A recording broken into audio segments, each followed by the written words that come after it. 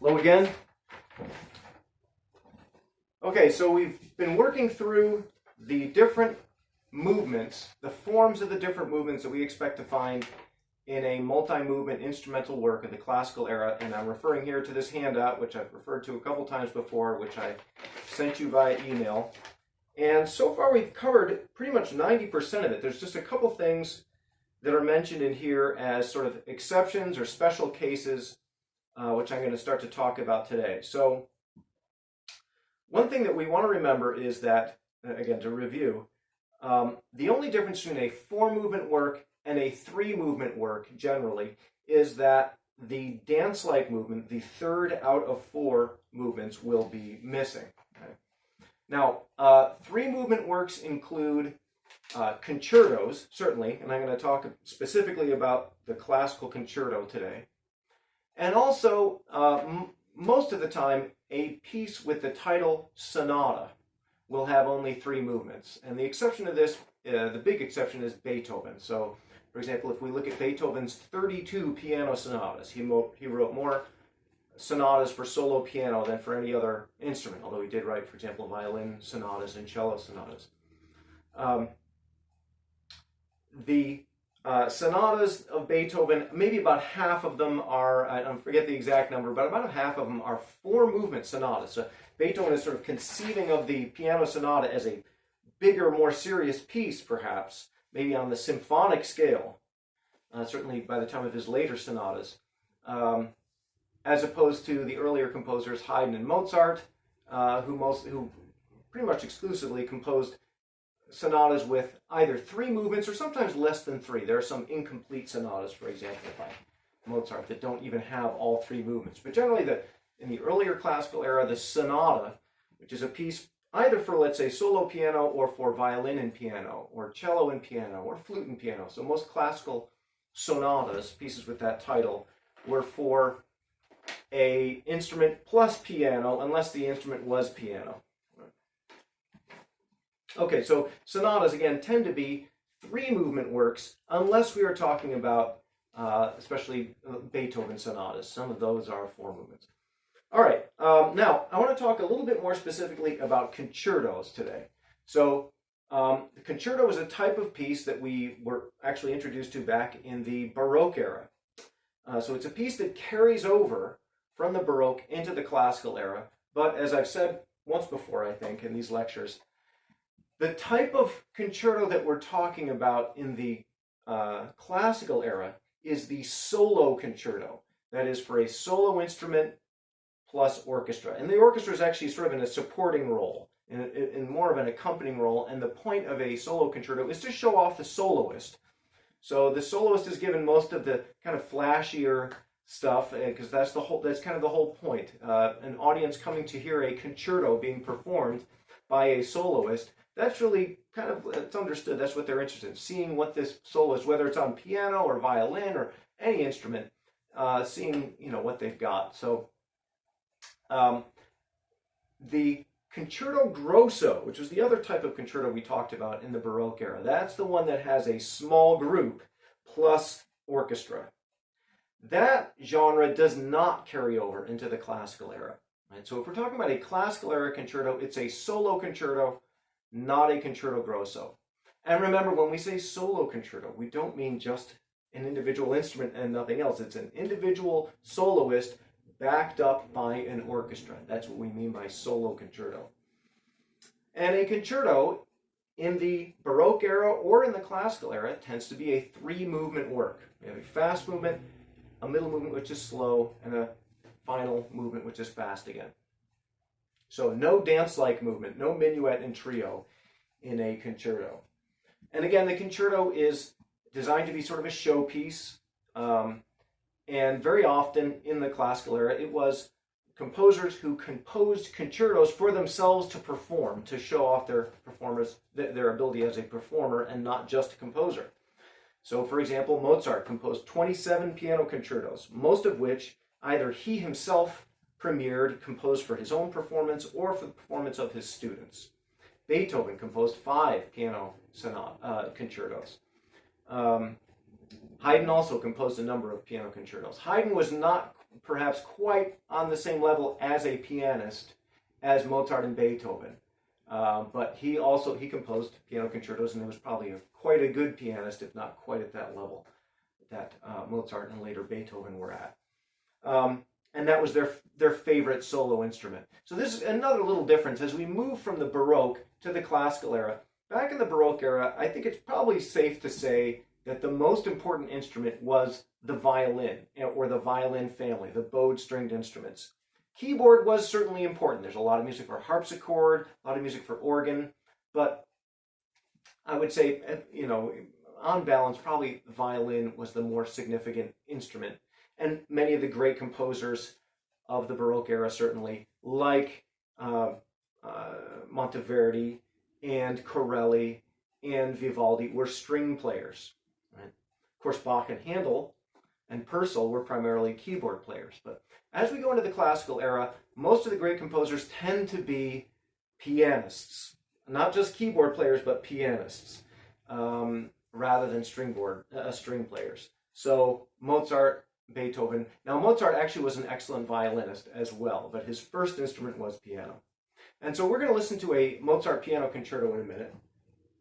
But I want to talk a little bit about some minor structural or formal differences between a concerto and, let's say, a symphony or a sonata. So one of them I've already talked about. Concerto is a 3-movement work, not a 4-movement work. It doesn't have the dance-like movement. There's a couple other little differences, though, and I'm going to talk about them first and then listen to and point out examples. And again, I'm referring now to the concerto is discussed in a few different places in the book. So, for example, on 176, they talk about the classical concerto in general. So page 176, they talk about that genre. And then a few pages later, they have an example of a trumpet concerto by Haydn, probably the best-known trumpet concerto for trumpet and orchestra. And you should certainly listen to that. It's the final movement of that trumpet concerto that is in your listening. And then if we skip ahead to page 191, in this section on Mozart, in the 9th brief edition, if you look, starting at the very bottom, page 191, they talk about one of his piano concertos, piano concerto number 23 in A minor, which was composed, 1786, looks like. And there's a listening guide, and this is the one we're going to listen to. So the first thing I want to talk about is that in a concerto, there are some slight differences that have to do with the fact that, remember, a concerto is a piece for soloist and orchestra. And that changes a little bit. That difference of genre, the difference of emphasis, has an effect on the form of the piece. So, first thing, in a classical concerto, we have a first movement, which is fast in tempo and in sonata form, very much like a symphony or other multi-movement work. But here's the difference. Remember when we learned about the first movement sonata form that we find in a symphony or a piece with the title sonata or a work of chamber music? And in that sonata form, we have 3 sections: exposition, development, and recapitulation. And remember, the exposition is repeated. It's repeated verbatim, literally, exact literal repetition. When we get to the end of that exposition section, there's a mark there that says, go back and play this much again. So we played the exposition twice, and the reason for that was we want to become familiar with these themes that are presented in the exposition, because later on in the development, these themes will undergo changes. They will go through different keys, and the composer wants to make sure that we really thoroughly understand and remember the themes in the first place before they go sort of altering and changing them. Same basic thing, except instead of having one exposition which is played through twice, right? In a concerto, there's actually kind of like 2 separate expositions, each of which is played through once, but they're a little bit different. We have the same themes, right? The only difference between the first exposition and the second exposition in what we call double exposition sonata form. Now, we only find this in concertos. double exposition sonata form. The reason for that is the first exposition is just for the orchestra. If you listen to a Mozart piano concerto, a typical Mozart piano concerto, again, he wrote 27 of these, and in almost all of them, for the first 2-3 minutes of the first movement, you don't hear the piano at all. It sounds like it could just as well be a symphony, because all you hear is a symphony orchestra, because that first exposition is for orchestra only. And we hear the first theme and the bridge and the second theme and the closing theme, right? We have all those things. We hear it once just presented by the orchestra, and then we hear it presented by the soloist and orchestra in conjunction, right? And so they're the same themes, but the arrangement will be a little bit different. There might be a little bit of embellishment, the orchestration. In other words, some of this thematic material will now be given to the soloist, and the soloist will very often embellish it. That is, decorate it with lots of flashy stuff, because that's the purpose of a concerto. It's meant to be a showpiece. So instead of one exposition which is repeated literally verbatim, we have two expositions. That's why we call it double exposition sonata form. The first exposition is just for orchestra. The second exposition is for soloist and orchestra. But the structure of each exposition is the same. First theme, bridge. Second theme, maybe another bridge, and a closing theme. It's just that this exposition is just for orchestra and this is for soloist. Then we have a development section. And in a development section, it's really just the same as you would find in the development section of a first movement of a symphony or a piano sonata or a string quartet. The themes are broken down, altered in some way, developed. We will modulate through a variety of keys. We will build tension. The development it sort of leads to the climax of that movement. And then somewhere maybe, 2/3, 3/4 of the way through the end of the development section, the tension will start to mellow a little bit, and we'll get into the recapitulation. So the recapitulation, again, is where we hear the themes brought back, but in the original key, and we're supposed to stay in that final home key to the end. One difference in a concerto, though. Towards the very end of the first movement, and also usually the last movement, there is a unique feature that only concertos tend to have, and that is a cadenza. A cadenza is a section where the orchestra comes to a stop, comes to a cadence. That's where the word cadenza comes from. There's a written-in cease in the music. And so the conductor brings the orchestra to a stop, and then the soloist, whether it's a pianist or a violinist or a trumpet player or whatever, the soloist will have a solo all by themselves. The orchestra is just sitting there listening along with the audience. And it's expected that you will, in the old days, it would have been actually improvised most of the time. So Mozart would make up something, would do sort of like a heavy metal rock guitar solo. The same idea. It might sound a little different, but the idea is the same, to give the soloist a chance to sort of show off his chops and his improvisational ability. Now, very often, if it was the composer performing the concerto, as most composers, debuted their own concertos as not only as soloists, but also usually conducting the orchestra as they played, just kind of conducting with head gestures or, with a spare hand, a free hand. And in those days, the composers would usually improvise a cadenza. But most composers also wrote out a cadenza to be used, for example, by other people playing the piece later who are not the composer, or let's say the composer's own students. Sometimes if Mozart were, if one of Mozart's students were performing a Mozart concerto in public, Mozart would write out a cadenza for them, perhaps, because he might not necessarily trust their improvisational ability as his student. And so he might write something. So most of the Mozart concertos have cadenzas which are written out, but then also other composers, so for example, Beethoven wrote cadenzas for use in Mozart concertos. And sometimes today, if a performer is playing a Mozart concerto, he will, either, not usually improvise, but maybe write out his or her own cadenza to perform. And it might be done in the style of Mozart with some little touches, but whether it is actually improvised or written out, the cadenza is supposed to feel improvised. It's supposed to give the impression of spontaneity, as if you're making it up off the top of your head. And then so that cadenza will last for maybe a minute or two.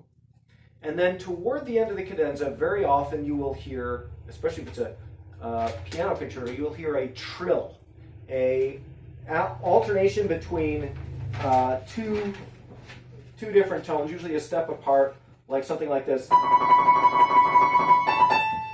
And when we resolve that trill is sort of like the signal to the composer, or to the conductor, that it's time to start the orchestra again. Right? And then the orchestra will come back in and play just the last little bit, the closing section of that first movement, and then it'll be done. Or the last movement. Remember, the cadenza is almost always found in the first movement and usually found in the last movement. So the two fast movements of a classical concerto will have this feature, the cadenza. So that's really the only structural difference between a concerto in the classical era and any other typical multi-movement piece. Concerto is 3 movements, right? Does not have the dance-like movement. And in the first movement, we have double exposition sonata form, where the first exposition is just for orchestra, the second exposition is for soloist and orchestra. And then toward the end of the first movement, and also toward the end of the last movement in many cases, is this extended solo showpiece, which we call the cadenza. All right, so what we're going to listen to now is a Mozart piano concerto, first movement of a Mozart piano concerto, where we can hear all those features, the double exposition, sonata form, and a cadenza towards the end. So I'm just going to hit it on the CD player. Of course, you can listen on YouTube. I've got it in my saved videos. You can also access it on Camion. So what we're going to do now is listen to it, and I'm going to talk over it so you can hear these different features, but you should certainly listen to it on your own without me talking over it and ruining it. Okay, here we go. First movement, Mozart piano concerto in A major. Whoops. Oh, wait a minute. Let's try this. There it is. There it is. Okay, so this is our first theme, of course.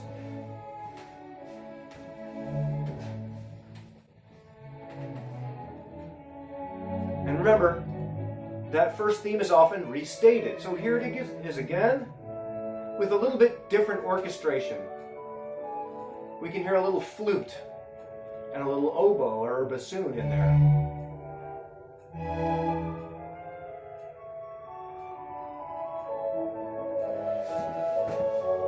And now here's the bridge. And remember, the bridge always has a little extra energy because the purpose of the bridge is to get us somewhere.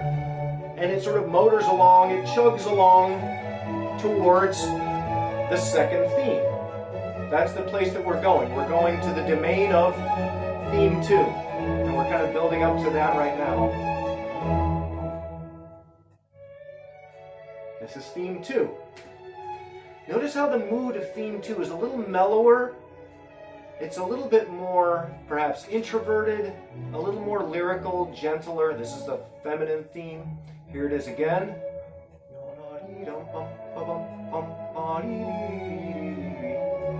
And again, when Mozart restates the second theme, he alters the orchestration just very subtly, introduces a little bit more woodwinds, give it a slightly different flavor.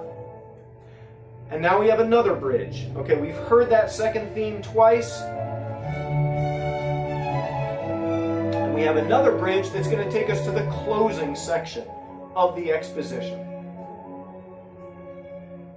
So again, this section has a feeling of a transition, that we're leading somewhere. And where we are leading to is the closing theme, or the closing section of the exposition. And here it is.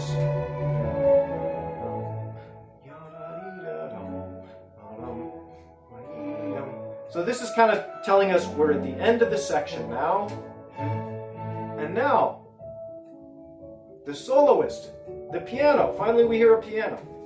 So this is the second exposition, and the soloist is presenting the theme, and the orchestra is entering a little bit in the background. And here the theme is restated.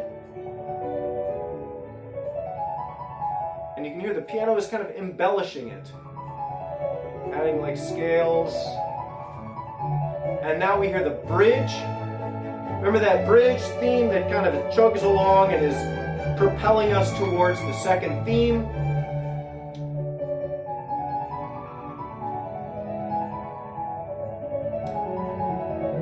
And that bridge is embellished, again, decorated. You can hear lots of notes going on in the piano part.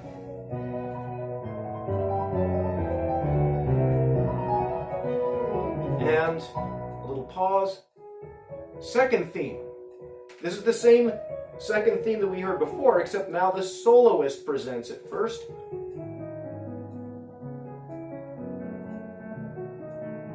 And once the soloist has presented it, the orchestra chimes in, and the piano kind of just embellishes over top of it. Decoration.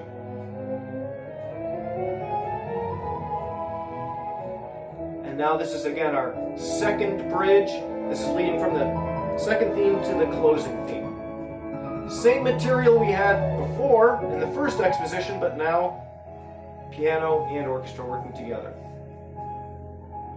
And you can hear sometimes it has the character of sort of a conversation. Like the orchestra presents a theme and then the piano, it kind of hands it off to the piano or vice versa.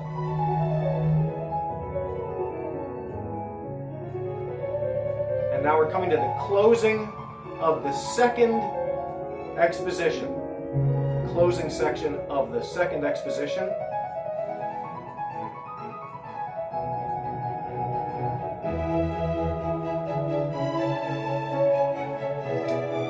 So now we're going to be leading into the development section. And Mozart does kind of a funny thing here. He gives us a new theme.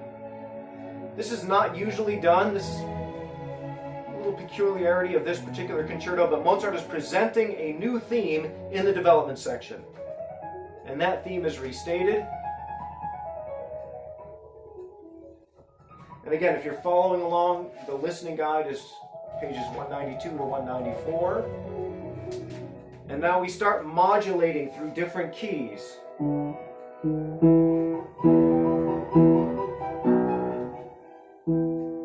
We're in E, and now we're in C. Now we're in the key of A. And now we're heading towards the key of F.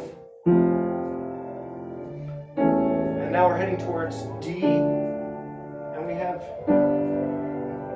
a chord progression that is eventually going to get us back to the key of A, our tonic key.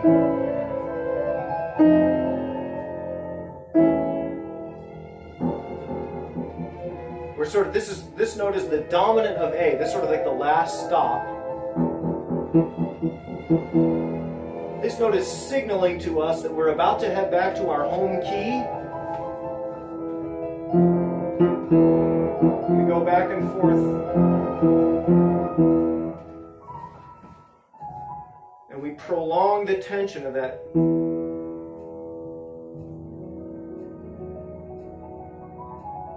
Until we can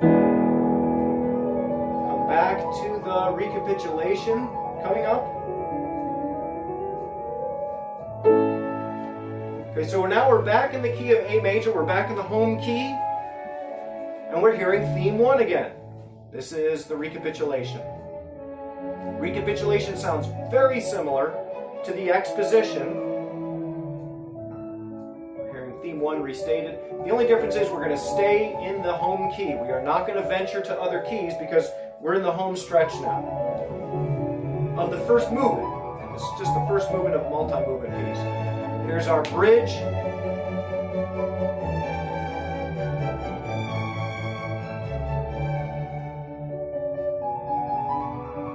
Very similar to the way we heard it in the second exposition. It's being embellished by the piano.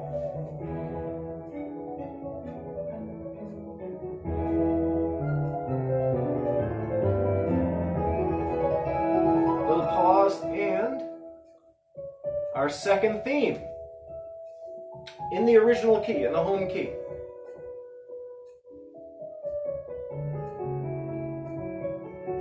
Remember, the second theme is a little mellower, a little bit more lyrical, a little more feminine, a little less assertive.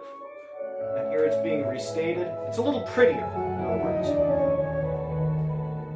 than the first theme.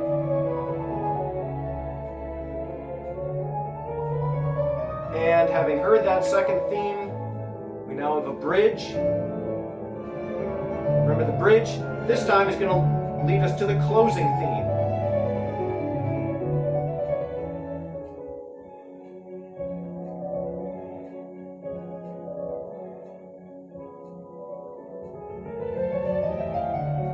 And we sort of restate that bridge theme. But we still have this feeling that we are leading somewhere. It's a transition to something. And here Mozart brings back that development theme, that new theme that he introduced in the development section. He brings it back now. We hear that theme restated. And at this point, what we are expecting, if we are the audience in Mozart's day, we are leading up to the cadenza. That's kind of like the highlight of the movement. We're kind of looking forward to that cadenza where we hear the soloist going off on their own. So all of this is kind of building towards that.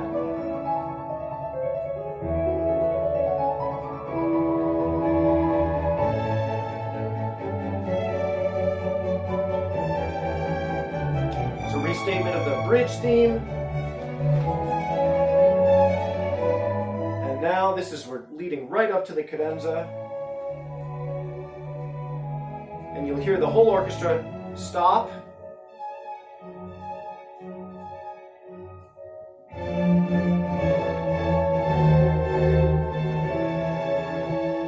And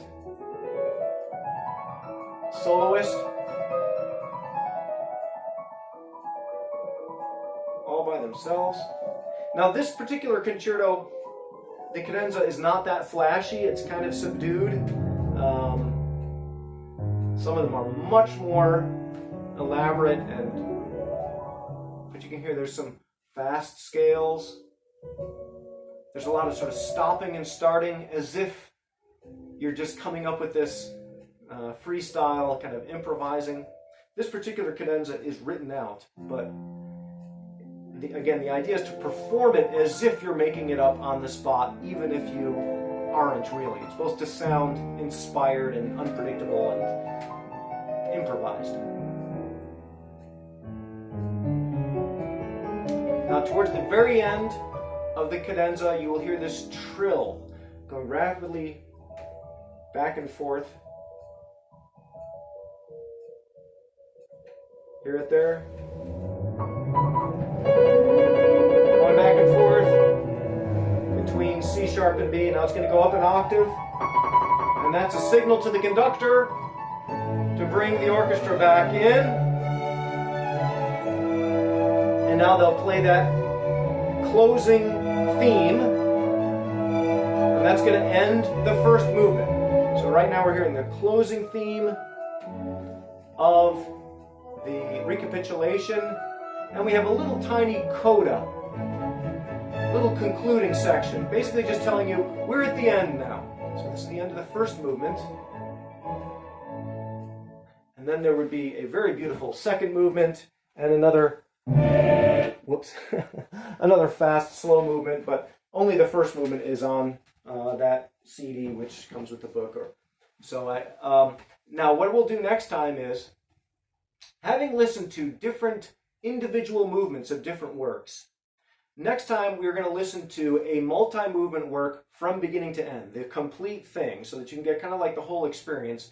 And we're going to move from the sort of the micro or mid-level form of the structure of each individual movement to sort of the macro. So we're going to sort of pan back out again and look at entire works, beginning with a piano sonata by Beethoven.